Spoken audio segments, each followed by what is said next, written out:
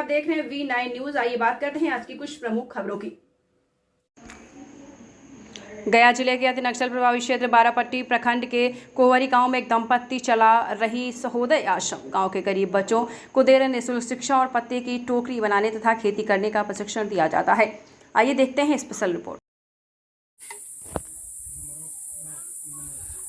अभी हम गया जिले के बाराचट्टी प्रखंड के कोहवरी गांव, जो अति नक्सल प्रभावित क्षेत्र में आता है, इस क्षेत्र में पति पत्नी निःशुल्क विद्यालय चला रहे हैं। आइए विद्यालय के संचालनकर्ता से पति जो अनिल कुमार हैं, उनसे हम बातचीत करते हैं। अनिल जी, आप पति पत्नी इस विद्यालय को चला रहे हैं, कैसे चला रहे हैं? नमस्ते आपको। हम लोग 2017 में इस विद्यालय को शुरू किए थे। इसको हम लोग एक्चुअली विद्यालय भी कम कहते हैं, एक शिक्षण केंद्र कहते हैं, क्योंकि इसमें जो व्यवस्था है वो थोड़ी अलग व्यवस्था है, एक वैकल्पिक व्यवस्था है। यहाँ शिक्षा की व्यवस्था तो गांव में कमज़ोर है ही, लेकिन शिक्षा की व्यवस्था जो और भी जगहों पर है वो भी बहुत ही अच्छी अवस्था में नहीं है। तो हम लोग एक वैकल्पिक व्यवस्था की तैयारी किए थे कि जहाँ पे बच्चों को बहुत कम दबाव से, बिना डर के, साथ में मिलके कैसे एक दूसरा से सीखेंगे, ठीक है, और यहाँ पे रहते हुए, इस जीवन को जीते हुए, एक सामुदायिक जीवन जीते हुए, अपने अनुभव से, अपने आसपास के गांव समाज से, अपने पर्यावरण से, इन सब से हम लोग सीखने के लिए एक दूसरे को प्रेरित करते हैं। अच्छा, आज दुनिया का जो चाक चौबंद जिंदगी चल रहा है, उससे आप लोग क्यों अलग हुए? देखिए, मैं जब दिल्ली में था, मैं और मेरी पत्नी, तो उसी वक्त हम लोग, और मेरा बेटा भी दिल्ली में 3 साल रहा शुरू से।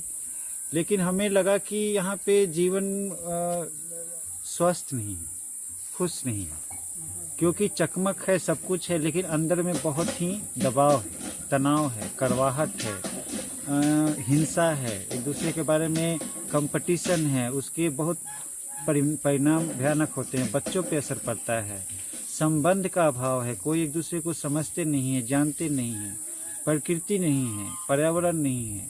तो हम लोग को शुरू से ऐसा लग रहा था कि हम लोग गांव के ही रहने वाले हैं। हम लोग पढ़ाई लिखाई करने के लिए दिल्ली गए और जॉब भी किए, लेकिन दिल से यही इच्छा थी कि हम लोग गांव में ही रह के अपना जीवन जीना चाहते हैं। हमें शहरी जीवन को लेकर शुरू से भी असंतुष्टि थी, क्योंकि शहर में बहुत तरह की व्यवस्था है जिसमें हम लोग जीवन को खुशहाल महसूस नहीं कर रहे थे, संतुष्ट नहीं थे जीवन से। अनिल जी, एक चीज है कि आज आपके पास कितने बच्चे हैं इस विद्यालय में, कैसे पठन पाठन चलता है, कौन सा सिलेबस आप चला रहे हैं? हमारे यहाँ अभी 30 बच्चे हैं, और बच्चे सरकारी पाठ्यक्रम को ही फॉलो करते हैं, और ये सभी बच्चे अपने तरीके से पढ़ते हैं, और वो किताबों को पढ़ते हैं, समझते हैं, हम लोग चेक करते हैं, जांच करते हैं कि वो अच्छे से समझे हैं कि नहीं।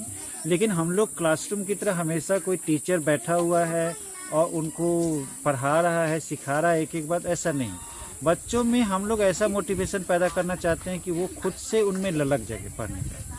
नहीं तो यहाँ पे बच्चे देखिए सुबह 5 बजे उठकर पढ़ेंगे बिना किसी को बोले हुए, रात को 8-9 बजे भी पढ़ेंगे, और वो पढ़ते हैं, जितना जी मन करता है पढ़ते हैं। किसी को कम मन करता है तो शुरू में कम भी पढ़ते हैं। लेकिन इसमें ही बच्चे देखिए कि 3 साल में कोई बच्चा 6 क्लास का किताब पढ़ रहा है, कोई 7th का किताब पढ़ रहा है, अभी कुछ बच्चे 6 महीना से रह रहे हैं, वो 3रा क्लास का किताब पढ़ रहा है। क्योंकि पढ़ाई का जो ओपन सिस्टम है ना, जिसमें बच्चे बिना दबाव के पढ़ें, तो उसमें बच्चे फास्ट पढ़ते हैं। अच्छा, एक चीज बताइए कि आप बच्चे को पढ़ा रहे हैं, आगे चल के उनकी मार्कशीट या डिग्री जो है, सर्टिफिकेट है, कैसे आप लोग देते हैं? देखिए, अब मार्कशीट की जहाँ तक बात है और डिग्री की बात है, तो वो डिग्री मिल सकती है। अभी तो दो तीन व्यवस्था हैं। एक तो ये है कि हम लोग इनका एडमिशन सरकारी में कराते हैं, ठीक है, या तो 7th 8th में कराएं, और उसमें भी अगर वो जाते हैं कभी कभी स्कूल, ऐसा नहीं है कि नहीं जाते हैं, लेकिन मेजर टाइम यहीं पे बिताते हैं। और दूसरा ये है, जो मेन है कि हमारे जैसे स्कूल के लिए अभी देखिए न्यू एजुकेशन पॉलिसी में होम स्कूलिंग को भी सपोर्ट किया जाता है। तो अगर आप अपने बेटा को घर पे रख के पढ़ा रहे, कई से उदाहरण साउथ में हैं जो अपने बेटे को घर पे पढ़ाते हैं।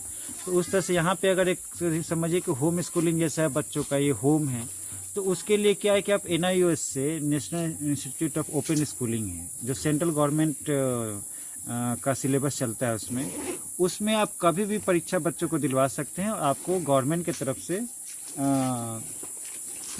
आप अपना परिचय दे दीजिए। मेरा नाम अनिल कुमार है, सहोदय, कोहबरी, गया। Thank you. अब हम इनके अनिल जी के पत्नी से इस विद्यालय का संचालन को लेकर हम बातचीत करते हैं। मैम, आप अपना नाम तो बताएंगे? मेरा नाम रेखा कुमारी है। आप सहोदय चला रही हैं, कैसे चला रही हैं? देखिए, हम लोग का अरमान था कि ये अल्टरनेटिव शिक्षा पे काम करें और अपना जो जीवन जिए वो एक समाज के बीच में रहे और प्रकृति के बीच में रहे। तो ये दोनों मकसद के साथ हम लोगों ने यहाँ पे शुरुआत किया है। तो उस प्रिंसिपल के साथ तो चल रहे हैं, लेकिन चैलेंजेस बहुत आते हैं। तो वो तो हम एक्सेप्ट करते हैं कि लाइफ है तो स्ट्रगल तो रहेगा, चैलेंजेस तो रहेंगे, तो उसको एक्सेप्ट करके साथ में चल रहे हैं। लेकिन हमारी जो मकसद था, जो विजन था, जिसको लेकर के हमने दिल्ली छोड़ा और यहाँ पे शुरुआत किया, वो बहुत अच्छे से चल रहा है। क्योंकि हम एक कम्युनिटी सोचते थे कि कम्युनिटी बेस्ड लाइफ जिए, तो वो यहाँ पे हम लोग जी रहे हैं। यहाँ पे लगभग 30 बच्चे हैं और हम बड़े लोगों को मिलाकर 10 लोग 40 लोग हैं। और एक समाज की तरह एक जगह खाना बनेगा, एक जगह सब लोग खाएंगे और काम का भी कोई बंटवारा नहीं है, सब लोग मिल के हर काम में सहयोग करेंगे। अच्छा, आप 40 आदमी हैं, आप लोग का भरण पोषण कैसे होता है? शुरुआत में देखिए, हम लोग दोस्तों से मांगते हैं, अभी भी मांगते हैं, जरूरत पड़ता है तो, और वो लोग समझते हैं तो अप्रिशिएट करते हैं तो देते हैं। अच्छा, क्या आप या आपके पति इस विद्यालय चलाने के लिए सरकार के पास लिखा पढ़ी किया है कि नहीं? हमने ट्रस्ट बनाया है, ट्रस्ट रजिस्टर्ड है और उसके अंतर्गत हम इस पे काम कर रहे हैं। और क्या कुछ कहीं से आपका चंदा वगैरह या अनुदान? नहीं, हम लोग देखिए वही बोले ना, दोस्त लोगों ने सपोर्ट किया और हम लोग अपना जो सेविंग रखे हुए थे वो सब इन्वेस्ट किए इसमें। और एक फेलोशिप था विप्रो का, वो फेलोशिप हम लोग को मिला, तो उससे उसका जो इनकम हुआ वो सब हम इसमें लगाएं। और अलग अलग तरह के प्रोजेक्ट आते रहते हैं गांव में, जैसा 10 ग्राम योजना करके आया था, उसमें हम लोगों ने काम किया था। स्किल इंडिया करके आया था, उसमें हमने काम किया था। और अभी 2-3 प्रोजेक्ट हैं जिसमें हम लोग काम कर रहे हैं, तो इसके द्वारा हमें कुछ मिलते हैं। अपना परिचय बता दें। रेखा कुमारी। अब यह देखना होगा पति पत्नी इस विद्यालय को कितना ऊंचाई तक ले जाते हैं। V9 टीम के साथ प्रवीण ओझा।